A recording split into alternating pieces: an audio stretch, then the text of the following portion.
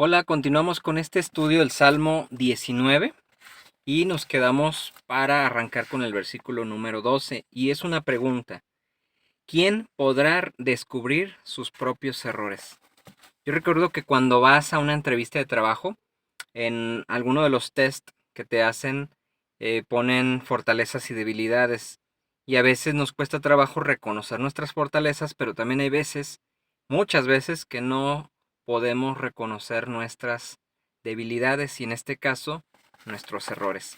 Muchas veces nos cuesta tanto trabajo reconocer que estamos mal, aun cuando lo estamos, y en muchas ocasiones podemos caer en la necedad, ¿verdad? De estar aferrados a una idea, a un pensamiento y no reconocer nuestros propios errores. El que se conoce mejor es el que conoce mejor la palabra, y hablo de la palabra de Dios. Pero incluso éste se asombrará respecto a lo que no sabe, más bien que en el montón de felicitaciones por lo que sabe. Si nos queremos comparar contra la palabra de Dios, podemos decir, no sé nada. Incluso el apóstol Pablo mencionaba que todo lo que él conocía, todo aquello que él estimaba como algo muy valioso, acuérdense que él era el mejor de los de su época, ¿sí? Que sobresalía de todos, aún todo aquello que él había aprendido, que se había formado, lo estimaba como basura en comparación a esto nuevo, que es la gracia, la misericordia y la salvación en Cristo Jesús. Nadie puede entender sus errores en cuanto a profundidad y fondo. Solamente Dios puede ayudarnos a reconocer nuestros errores. En este punto hay dos cosas a considerar.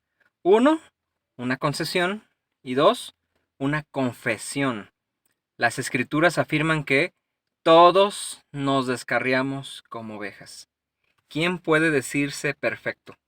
¿Quién puede decir que no comete errores? Sí, todos tenemos errores, todos erramos, todos nos equivocamos. Y esto es lo que nos revela la escritura. Todo hombre por naturaleza es como un árbol cortado de raíz, cuyos frutos son comidos por los gusanos. El hombre en sí, en la vida, es como un instrumento musical desafinado, que desafina en cada sonido. No sé cuántos de ustedes tengan un instrumento y sobre todo que lo usen, ¿sí? Cuando lo usamos, procuramos que esté afinado, pero cuando dejamos el instrumento ahí, hablo por ejemplo de una guitarra, esta se desafina, ¿sí? Las cuerdas están tensas y por la misma tensión se puede ir arqueando incluso el brazo de la guitarra y cuando la tomas después de mucho tiempo, híjole, cualquier rasguido va a sonar nada bonito. ¿Sí? No va a sonar armonioso, sino lo contrario. Aunque no los entendamos, son muchos, ¿sí? Estos sonidos disacordes que efectuamos cuando no estamos afinados ¿a qué? A la palabra de Dios. Si un hombre no se arrepiente hasta que ha hecho confesión de todos sus pecados al oído de un padre fantasma, si un hombre no puede tener absolución de sus pecados hasta que los ha contado al oído de un sacerdote, y puesto que, dice David, nadie puede entenderlos y mucho menos expresar todos sus pecados, ¡ay! ¿No se sentirá un hombre apartado del arrepentimiento por esa doctrina? Muchos tienen este pensamiento de que hay que ir a confesarse con un padre, con un sacerdote. A mí no me gusta decirle padre, a mí me gusta decirle un sacerdote, un cura, porque la Biblia nos enseña que padre solo hay uno. Y la Biblia nos enseña también que la confesión es delante de Dios, ¿sí? Porque al que ofendemos al pecar es a Dios. Entonces tenemos que ir a confesar con Dios, tenemos que ir directamente a pedirle perdón a Dios, ¿sí? Y es lo que expresa esta frase de John Bradford, ¿sí? Un mártir, menciona aquí. Hacemos toda esta doctrina y dice, ¿no se sentirá un hombre apartado del arrepentimiento por esta doctrina? Totalmente, ¿sí? Tenemos acceso directo al Padre si buscamos su rostro con humildad, reconociendo nuestro pecado y buscando sobre todo ese perdón en arrepentimiento y sabiendo que lo vamos a encontrar en fe. El corazón del hombre es en extremo malvado, ¿sí? Como tal, ¿quién puede conocerlo? No hay aritmética que pueda poner número a nuestros pecados. ¿Alguien ha querido sacar cuenta de cada uno de los pecados? Yo la verdad no. Y creo que pasaría este caso, ¿no? Que no hay número. Es más, se nos pasarían algunos pecados. Alguien tendría que decir, se te está olvidando cuando pasó esto y hacías, ay, sí es cierto. Somos despistados, no nos damos cuenta e incluso pudiéramos no reconocerlo aún cuando por dentro, ¿verdad? Sabemos que está mal. Dice la escritura, límpiame de los que me son ocultos. Perdona mis pecados, Señor, aún de aquellos que no logro reconocer, algunos que están tan profundamente encarnados que los perdí de vista, que el mismo pecado me nubló. Señor, ayúdame, límpiame de los que me son ocultos. Los pecados secretos, como los conspiradores privados, deben ser buscados o pueden causar daños irreparables.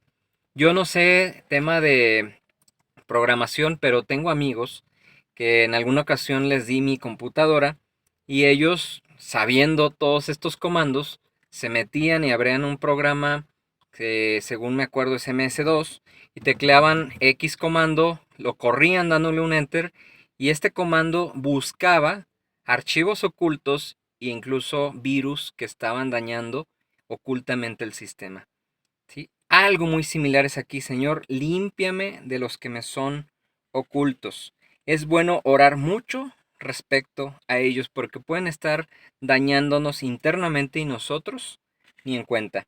En el concilio lateranense de la Iglesia de Roma fue aprobado un decreto por el que todo ranense de la Iglesia de Roma me estoy brincando, por el que todo verdadero creyente debe confesar sus pecados. Repito, en el Concilio Lateranense de la Iglesia de Roma fue aprobado un decreto por el que todo verdadero creyente debe confesar sus pecados, todos ellos, por lo menos una vez al año. Es lo que están acostumbrados, ¿verdad? Muchos en nuestra tradición mexicana. Y añadieron al decreto esta declaración, que no hay esperanza de perdón si no se cumple este decreto. Yo veo en la palabra que si confesamos nuestros pecados al Padre, Él es fiel y justo para perdonarnos y limpiarnos de toda maldad. ¿Sí? No hay más. Así lo marca la Escritura. Y viene aquí una pregunta. ¿Qué hay que pueda compararse en absurdidad a un decreto así? Es absurdo lo que ponen allí. Suponen que pueden contar sus pecados de modo tan fácil como cuentan sus dedos, y es lo que pasa hasta el día de hoy. Por costumbre, tengo que ir, van y confiesan los pecados, salen y los vuelven a cometer. No hay una actitud de arrepentimiento. ¿Acaso esto será perdonado por Dios? ¿Sí? ¿No es acaso una mera costumbre? ¿Sí? Tienes que decir estas cosas, bla, bla, bla, bla, bla, bla, bla, bla, bla, bla, bla, y piensa la humanidad que con esto serán perdonados cuando la palabra nos habla de un arrepentimiento, que nos habla de ir a pedir perdón verdaderamente, ¿sí? Y con fe, si buscamos a Dios y confesamos nuestros pecados, Él es fiel y justo para limpiarnos, ¿verdad? Perdonarnos y limpiarnos de toda maldad. Qué absurdo es ese decreto que se plantó hace muchísimo tiempo. Dice una frase, desgraciado hombre de mí. ¿Sí? ¿De quién es? De Pablo. ¿Quién me librará? Verdaderamente, hermanos, el suyo no era pecado fuera, sino en casa. A dar la vuelta aquí. Dice, no al exterior, sino dentro. Hay una batalla que menciona ahí el apóstol Pablo en la carta a los romanos. No era el pecar de Pablo con los hombres, hacia afuera, sino el pecar de Pablo dentro de Pablo. Como Rebeca estaba cansada, no debido a problemas exteriores, sino dentro de su propia casa. ¿Sí? Las hijas de Ed dentro de la casa le hacían la vida penosa. Del mismo modo, la irrupción privada y secreta de corrupción dentro de Pablo era la causa de su turbación que daba motivo a su deseo y exclamación, ¿quién me librará? Algunos pueden ver y no ven, como Balaam. Otros quisieran ver y no pueden, como el eunuco. Algunos ni ven ni pueden ver, como el faraón. Algunos pueden ver y ven, como David. ¿Sí? Hay diferentes personajes como ejemplo en la Escritura. La ley del Señor es tan santa que es necesario orar pidiendo perdón incluso por los pecados escondidos. Recordemos que Dios es santo, santo, santo y no tolera en nada el pecado. Nosotros en ocasiones lo toleramos, sí, lo permitimos o nos hacemos de la vista gorda aun cuando no debe ser esto. Dios no lo tolera. Sí, muchos dicen Dios ama al pecador. No, di la frase completa. Dios ama al pecador arrepentido, porque Dios no tolera el pecado ni poquito. Él es santo, santo, santo y no hay tolerancia al pecado. ¿Sí? Por ello, incluso debemos orar por los pecados ocultos.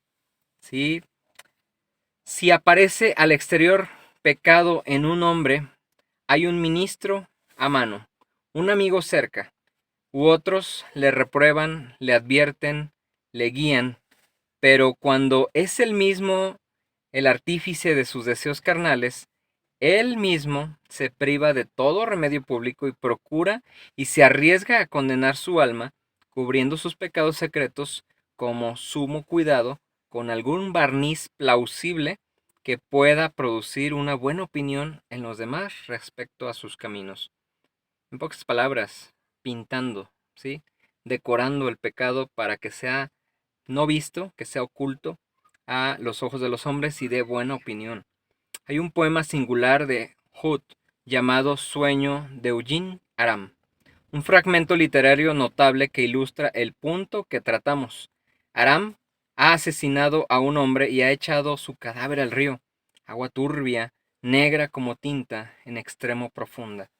A la mañana siguiente visita la escena de su culpa y busca el maldito remolino, con ojo inquieto y receloso, y vio al muerto en el fondo del lecho, pues la corriente estaba seca.